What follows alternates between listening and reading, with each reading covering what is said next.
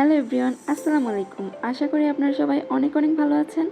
তো আজকে আবার চলে আসলাম আমার চ্যানেলে নতুন আরেকটি রেসিপি নিয়ে। আর সেই রেসিপিটি হচ্ছে পাকা আমের জুস। পাকা আমের জুস বানানোর রেসিপি। সো বাহিরে যেহেতু অনেক গরম, আর তার মধ্যে হচ্ছে আবার রমজান মাস, আবার তার মধ্যে হচ্ছে আমের সিজন।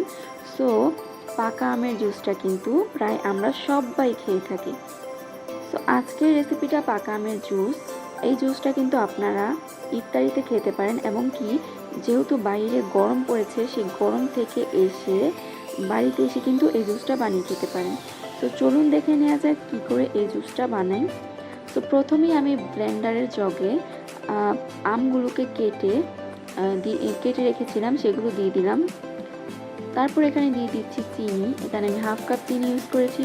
আমটা একটু মিষ্টি, আর একটু মিষ্টি করার জন্য জুসটাকে আমি এখানে চিনি ইউজ করেছি। তারপরে দিয়ে দিচ্ছি বিট লবণ, আর তারপরে দিয়ে দিচ্ছি এক গ্লাস পানি দিয়ে এখন ঢাকনা দিয়ে ঢেকে হচ্ছে সবগুলো উপকরণ একসঙ্গে ব্লেন্ড করে নেব। আমি এখানে 3 মিনিট ব্লেন্ড করে নিয়েছি। এখানে আমি ভিডিওটা স্পিডে দিয়েছি, তাই 3 মিনিট তাড়াতাড়ি হয়ে গিয়েছে। তো এই তো 3 মিনিট ব্লেন্ড করে নিয়েছি। এখন ব্লেন্ড করার পরে আমি অল্প পানি দিয়ে ব্লেন্ড করেছিলাম, এখন আমি আবারও আরেক গ্লাস পানি দিয়ে এটাকে ব্লেন্ড করে নিব। এই তো আরেক গ্লাস পানি দিয়ে আমি আবারও ব্লেন্ড করে নিচ্ছি। তো ব্লেন্ড করে নিচ্ছি প্রায় 3 মিনিটের মতো। তো ব্লেন্ড করা শেষ। এখন হচ্ছে আমি এটাকে খুলে দেখে নিব যে হয়েছে কিনা।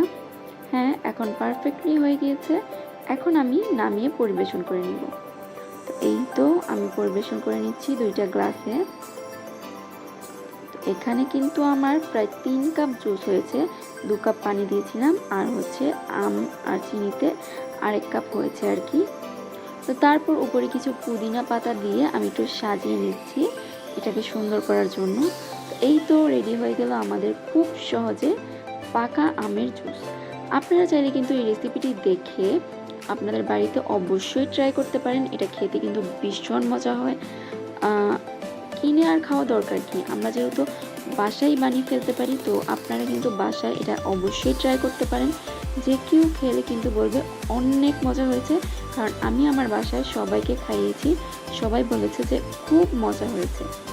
তো আজকের ভিডিওটি যদি ভালো লেগে থাকে তাহলে অবশ্যই আমার ভিডিওতে লাইক করে দিবেন, কমেন্ট করে দিবেন, শেয়ার করে দিবেন অ্যান্ড সাবস্ক্রাইব করে দিবেন। তো আজকের মতো এখানেই বিদায়। আল্লাহ হাফেজ, সবাই ভালো থাকবেন and thank you for watching.